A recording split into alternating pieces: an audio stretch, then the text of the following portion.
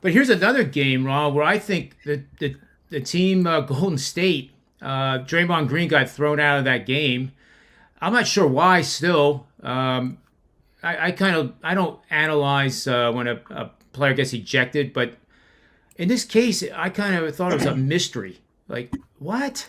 It just made no sense to Yeah. me. And as a result of that incorrect call, I think the Warriors were motivated to get the job done, and they hung on. And when Morant did that last second, layup like he likes to do, and if you saw that live in the first 10 rows around that floor, you'd be Hmm. surprised how long he is and how far away from the rim he is. It's not a layup like the announcers say. It's a very difficult shot that he makes like 90% of the time.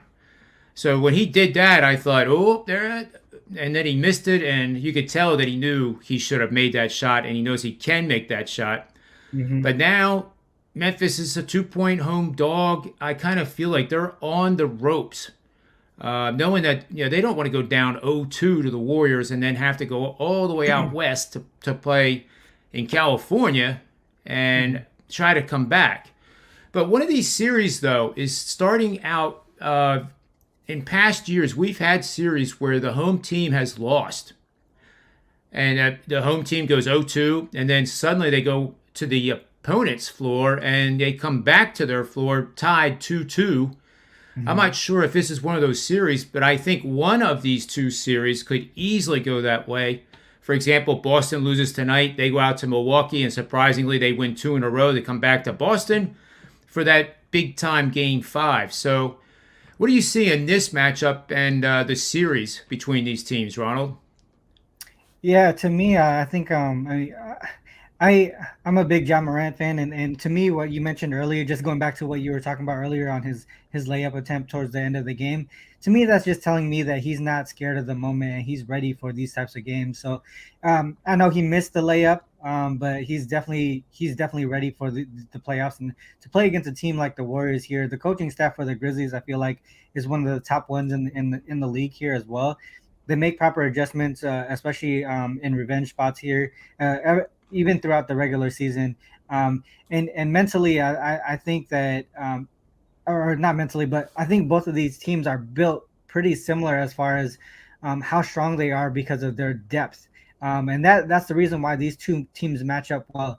And I talk about how you know, uh, depth and defense is very key in the playoffs. I've mentioned that a couple times throughout the shows that we've been in, and these two teams have both, and the coaching ability as well. And so here you can it's one of those situations kind of like where it was with the Celtics and the Nets, where all the games were really close, but the Celtics ended up winning and sweeping the series. But the Warriors here, they could sweep the series here, but they could actually be winning by 1 point in all these games.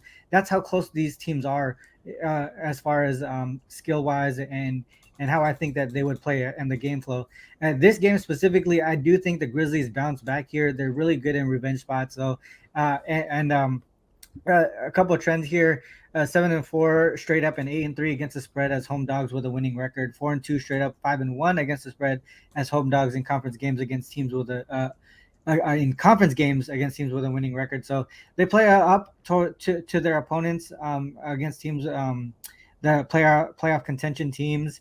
Here the line is really sharp, at -2. It stayed -2 even though the Grizzlies covered, the 2 points in the first game.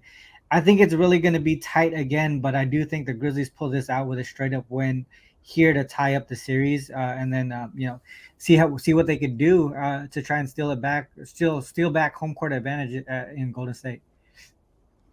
Good, excellent breakdown. Not a good breakdown. That was an excellent breakdown, Ronald. And one thing I would recommend to the Grizzlies is they stop waiting till the fourth quarter to play their elite style of game. And I'm being tongue in cheek with that, but I researched the last 20 playoff seasons. Memphis has had three come from behind wins in the fourth quarter, being down double digits. Over the last 24 or 20 seasons, there's been 24 such occurrences where a team was down double digits in the third, at the end of the third, came back and won the game. In those previous 20 seasons, there have been no more than 2 occurrences in any one season. And they've done it 3 times already. I don't know if that trend really continues. It may be an anomaly for all we know, but I would just encourage Memphis, if they're going to win this game, let's just go out and get it done, and not have to wait for the heroics of the fourth quarter, because there are people out there with heart conditions that are betting, and this puts additional pressure on them as well. That was supposed to be funny, but it wasn't. One thing to one thing to note on this game specifically, Steven Adams is still out, I believe, and I feel like he was gonna be a big part of this series. He wasn't a big factor in the first series, but this one here specifically, because he would have been going against Kevon Looney, and I think he had that matchup advantage there as far as it being in the post. Now they don't have that. And there's word that Desmond Bane is also a game time decision, and he's been huge for this team, especially in the first round. But I mean, that shows this is going to show the depth of the Grizzlies here.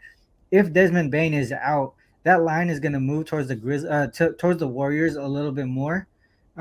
Maybe I would say maybe a point and a half at least, based on how he's been playing in the playoffs.